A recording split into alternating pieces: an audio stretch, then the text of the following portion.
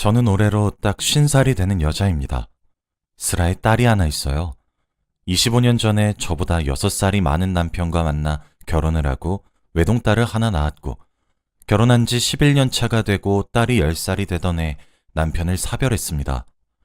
제가 태어나서 자란 동네에 저랑 동갑내기 여자인 친구가 있었어요. 그 아이와 저는 정말 절친한 사이였죠. 종종 걔네 집에 놀러 가곤 했었는데, 그때마다 절친의 친오빠와 절친 오빠의 친구가 집에서 함께 놀고 그랬었거든요. 남편은 절친 오빠의 친구였습니다. 어렸을 적부터 자연스럽게 얼굴을 트면서 지내다가 제가 성년이 되면서 우리는 사랑에 빠지게 되었죠. 남편은 참 좋은 사람이었습니다. 그 시절에 드물게 가부장적이지도 않았고 애처가였죠. 딸이라고 하나 있는 것을 어찌나 그리 이뻐라 하는지, 정말 가족밖에 모르는 바보라고 해도 무방할 정도로 좋은 사람이었습니다. 딸은 자기 아빠를 어찌나 좋아하고 잘 따랐는지 몰라요. 아빠가 퇴근하고 집으로 돌아오면 주겠다고 그 좋아하는 간식도 반으로 잘라서 휴지에 감싸서 보관해뒀다가 아빠가 집에 돌아오면 입에 먹여주곤 했었죠. 그렇게 저희 가족은 참 평화로웠습니다. 당시 남편의 직업은 공무원이었어요. 그러던 어느 날 남편이 친구들과 함께 낚시를 가겠다며 놀러 간 날이 있었습니다. 그날 남편은 물에 빠져 익사한 채 차갑게 식은 채로 저희 가족의 품으로 돌아왔어요. 처음엔 믿기지가 않더라고요. 불과 전날까지만 해도 매운탕에 넣을 물고기들을 꼭 잡아오겠다고 딸아이와 새끼손가락을 걸고 집을 나섰던 양반이 차갑게 식은 채로 돌아온다는 것이 말이죠.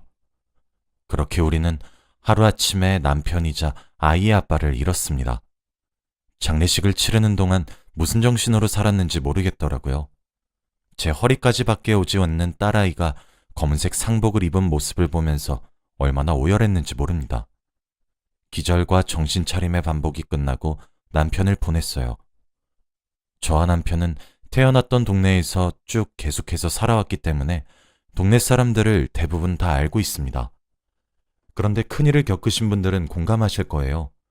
제가 너무 힘이 들고 힘에 부치는 일을 겪고 있을 때 힘내라는 위로의 말이 얼마나 위선적이고 어줍지 않은 말로 들리는지 말이죠. 딸아이를 집에 혼자 둘 수 없어 함께 손을 잡고 장을 보러 나가는 그 짧은 사이에도 동네 사람들한테는 제가 이미 남편을 잃고 혼자 자식 키우는 과부가 되어 있어서 손가락질도 받았고 수군거림도 받았고 필요하지도 않았던 동정의 눈길도 받아야만 했습니다. 딸아이는 어떻고요?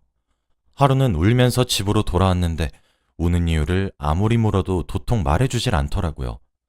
왜 우냐고 엄하게 다그치니 말을 겨우 내뱉는데 학교에서 글쎄 아빠 없는 불쌍한 아이라고 손가락질을 당했다고 했습니다. 저는 곧바로 눈이 뒤집혀서 학교에 달려가 선생님께 화를 냈어요. 선생님은 아이들의 수가 많기도 해서 자신이 자세히 살피지 못해 죄송하다고 사과만 하시더라고요. 맞아요. 하나하나 살피지 못하는 것은 어찌 보면 당연한 일인걸요. 하지만 저는 그때 평생을 살았던 이 동네를 떠나기로 결심했습니다. 딸아이는 아직도 자신의 아빠를 그리워하며 아빠와 함께 읽었던 책이 바스라질까 싶어 조심스럽게 펼쳐보고 있는데, 이 동네에서 더 살면 아이에게 그리움만 증폭시킬 것만 같았어요. 그렇게 이사를 떠났습니다. 이사를 떠나면서 그 동네 사람들과 연락도 끊었습니다. 저희 부모님을 제외하고 말이죠. 제 예상이 맞아떨어졌고 아이는 한층 자신의 아빠와의 이별을 더 잘 받아들이게 되었어요. 그렇게 혼자 살게 된 지 3년이 되던 어느 여름날, 제가 살고 있는 동네에서 낯익은 실루엣이 보이더라고요. 그 사람은 앞에 말한 동네 절친의 오빠이자 제 남편과 친구인 사람이었습니다. 사실 친구네는 제가 성인이 되기도 전에 동네를 떠나고 소식이 끊겨 아무도 소식을 모르고 지냈었거든요. 그래서 그 오빠도 저희 남편과 제가 올린 결혼식에도 남편을 떠나보낸 장례식장에도 오지도 못했었어요. 우연히 만난 오빠가 반가워 제가 먼저 아는 체를 했어요. 못 본 사이에 오빠에게도 아이가 생겼더라고요. 제잘제잘 이야기를 하다 저희 집에 오빠를 초대해 밥을 같이 먹기로 했죠. 오빠에게 저는 언제 결혼까지 해서 애까지 낳았어? 오빠, 왜 날 초대 안 했던 거야? 하니 오빠는 그냥 뭐 그렇게 됐다. 하며 말을 돌렸어요. 저는 희진이는 잘 살아? 정말 우연이다. 이렇게 오빠를 만날 줄이야. 나 정말 꿈에도 몰랐어.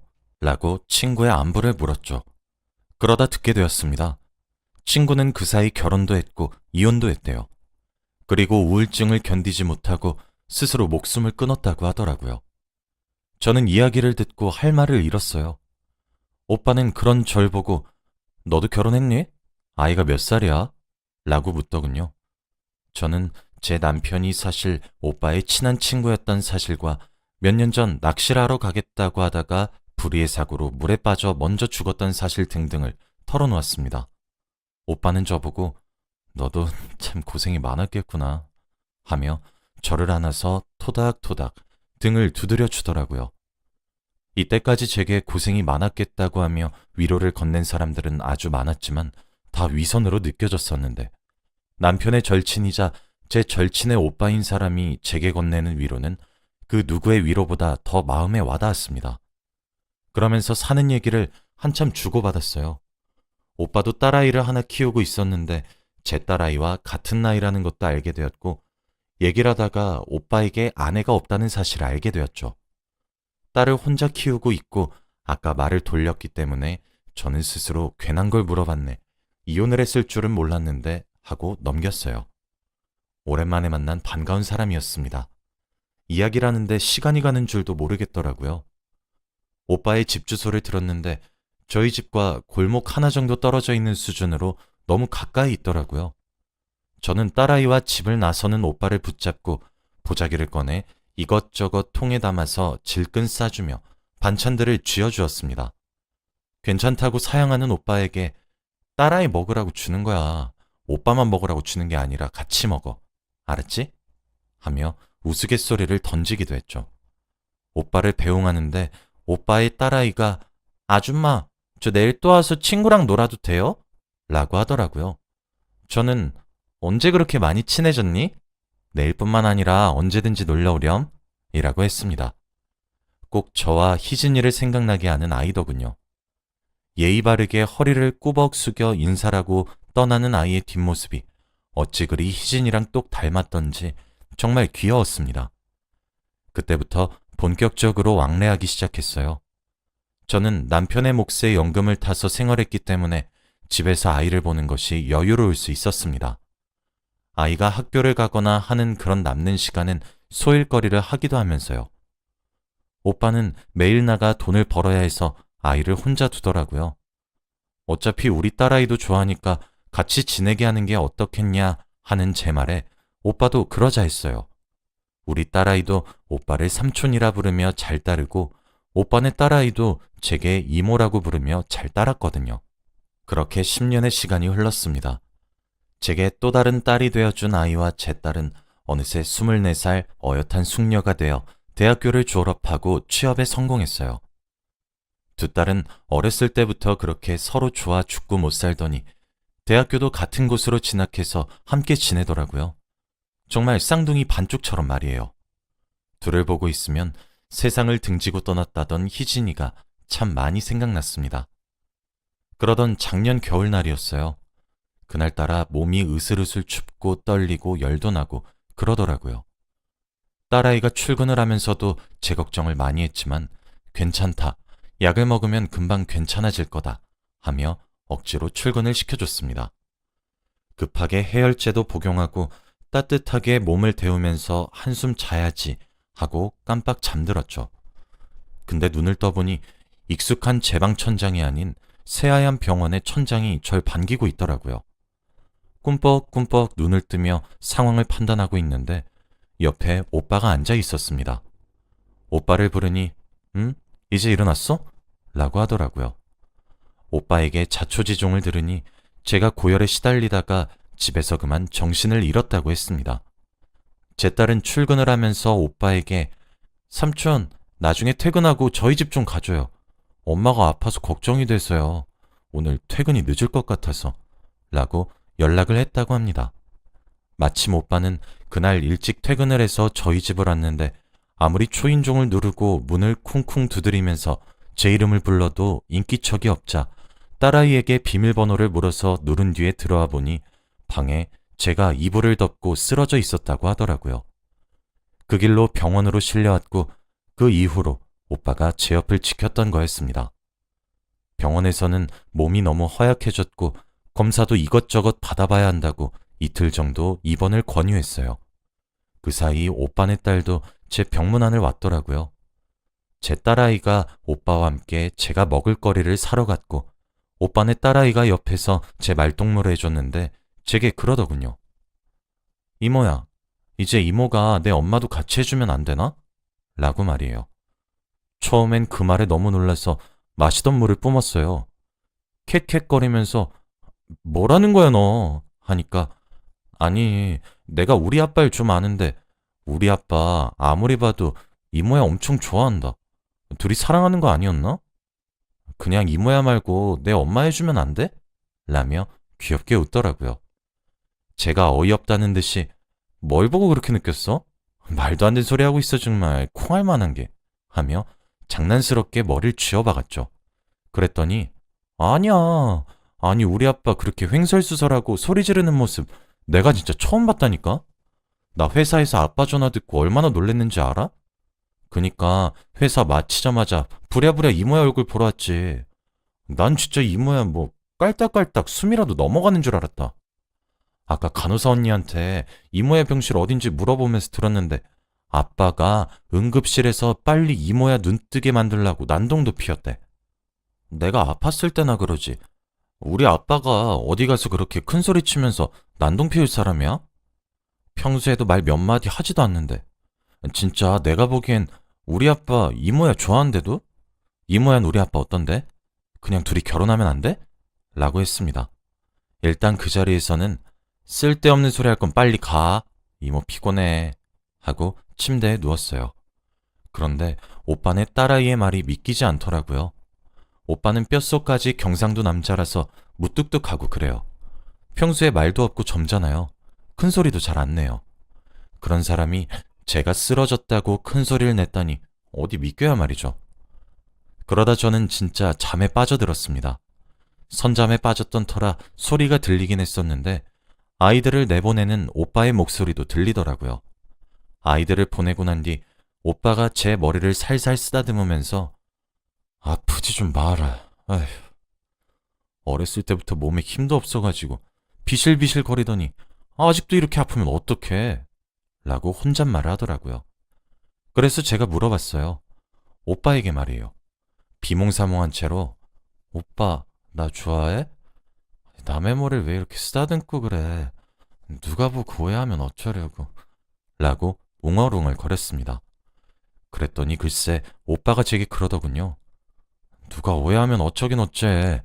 그게 오해가 아니게 만들면 되지. 넌 날 그렇게 오래 봐왔는데도 그렇게 날 모르냐? 라고요. 순간 눈이 번쩍 뜨였고 잠기운이 다 달아났죠. 멍하니 오빠를 올려다보고 있으니 오빠가 제게 말했어요. 그냥 날도 이젠 많이 춥고 네 몸도 너무 약하고 그렇잖아. 그래서 말인데 그냥 우리 같이 살자. 라고 말이에요. 오빠는 그렇게 병실에 누워있는 제게 갑작스러우면서 투박하게 하지만 따뜻하게 고백을 해왔습니다. 같이 살자는 고백을 들었는데 그때 제 맘을 알게 되었어요. 너무 설레더군요. 나이값 못한다는 소리를 들어도 할 말이 없을 만큼 얼굴이 빨개졌어요. 사실 남편이 제 곁을 먼저 떠나고 난 후 제게 또 다른 배우자가 생기진 않을 것이라고 믿어 의심치 않았습니다. 그만큼 우리 남편을 따라올 사람이 없다고 생각했거든요. 살아생전에는 남편이 그립기도 했습니다. 제게 오죽 잘했던 사람이었잖아요. 그리고 저도 그런 남편을 정말 진심으로 사랑했어요. 저도 제 딸아이도 그런 남편을 평생 잊지 못할 것 같았거든요. 그래서 제게 다가오는 사람을 자꾸 밀어내기만 했습니다. 제게 다가오는 사람을 받아주는 행동은 마치 제가 남편을 배신하는 것처럼 느껴졌거든요. 그런데 처음으로 정을 주고 싶은 사람이 이렇게 갑작스럽게 생겨버렸습니다. 먼저 떠난 남편에겐 정말 너무 미안한 일이지만 하늘에 있는 남편이 허락만 해준다면 남은 여생을 맡기고 싶은 사람이죠. 이젠 저도 많이 지치고 늙긴 했는지 그 마음을 밀어내기보다는 받아들이고 함께 살고 싶어졌어요. 서로 의지하면서 말이죠. 그래서 제가 제 마음을 눈치채지 못하고 있었던 거였습니다. 남편을 생각하는 마음이 제 진심을 가리고 있었던 거죠. 이 정도의 마음이었구나 하고 깨닫게 되기까지 참 오랜 시간이 걸렸을 텐데 그 시간을 꾹 참고 기다려준 오빠에게도 참 고맙고 그 용기를 칭찬해주고 싶어요. 저는 미소를 환하게 지으며 고개를 끄덕였고 퇴원 후 오빠와 살림을 합치기로 했습니다. 걱정했는데 두 딸아이는 웃으면서 이럴 줄 알았어 하며 축하해 주더라고요. 이미 제게 또 다른 딸이었지만 진짜 딸이 2명이 되었어요. 살림을 합치고 혼인신고를 한 이후 오빠와 함께 죽은 남편의 묘지로 함께 찾아갔습니다. 남편에게 제 입으로 말해주고 싶었거든요. 이 오빠를 사랑하게 되었다고 말이에요. 그래서 미안하다고, 하지만 축하해달라고 말이죠. 우리 정말 오랜 세월 만에 보는 건데 이렇게 보게 돼서 미안하다. 축하해줘라. 내가 이 사람 눈에 눈물 한 방울 안 흘리게 하겠다는 약속 하나는 꼭 지킬게. 라고 말을 하더군요. 그렇게 사별한 남편에게 오빠를 보여주고 돌아오는 길에 오빠가 얘기했습니다. 사실 말하고 싶은 이야기가 하나 있어. 사실 우리 딸은 내 친딸이 아니야. 우리 희진이 딸이야. 원래 우리가 그 동네 떠나게 되면서 희진이가 사고쳐서 결혼을 했어. 그런데 결혼하고 난 뒤 남편이 계속 여자 만나고 그렇게 방탕하게 살아가지고 희진이가 이혼했거든? 근데 사람들이 손가락질도 하고 동네 창피하게 만들지 말라고 그랬었나 봐. 그래서 이제 잘못된 선택을 하게 된 거지. 그래놓고 나쁜 기집애가 자기 딸내미 나한테 맡기겠다고 유서에 적어놨더라고. 그래서 그날부터 내 호적에 올렸고 내 딸이 된 거야. 난 초혼이야, 재혼이 아니라. 저번에 당신이 나한테 물었던 게 생각이 나서. 그땐 미처 말하지 못했고 이때까진 말하려고 했었는데 이미 너무 늦은 것 같아 차마 말을 못하겠더라고. 속여서 미안해. 라고 했죠. 어쩐지 볼 때마다 희진이를 너무 닮았다 했더니 괜찮아. 희진이 딸도 내 딸이나 마찬가지니까. 라고 대답하고 말았습니다. 그렇게 우린 내 식구가 되었어요. 오빠와 한 침대에 누워 잠을 청한 첫날 정말 신기하게도 꿈에 제 남편이 나왔습니다. 남편은 말없이 웃음을 지어주더라고요. 마치 축하한다는 듯 말이에요. 그렇게 목숨을 잃고 세상에 저랑 딸만 두고 가버리고 제발 꿈에서라도 만나게 해달라 그렇게 빌었을 땐 코빼기도 비추지 않아 놓고서는 참 당신도 당신답다 싶었습니다. 신기한 것은 다음날 제가 오빠에게 그 꿈 이야기를 해주면서 이야기를 했더니 오빠도 같은 꿈을 꿨다고 하더라고요. 꿈은 저와 살짝 달랐지만요. 오빠는 꿈에 남편이 나와서 제 눈에 눈물 나면 지옥에 보내버리겠다고 웃으면서 잔소리를 했다고 합니다. 저는 참 복 많은 여자인 것 같아요. 두 남자의 이런 절절한 사랑을 받을 수 있으니 말이에요. 다 늙어서 신혼을 보낸다는 말이 참 우습긴 한데 정말 깨가 쏟아지도록 요즘 너무 행복하게 지내고 있습니다. 무뚝뚝하기만 한 사람인 줄 알았는데 오빠도 팔불출 같을 때가 종종 있더라고요.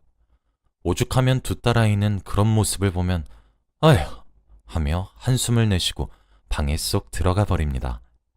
자식들 보는 앞에서 민망할 때가 종종 있어요. 그래도 지금은 너무 행복하네요. 제 사연은 여기까지입니다. 들어주셔서 감사합니다.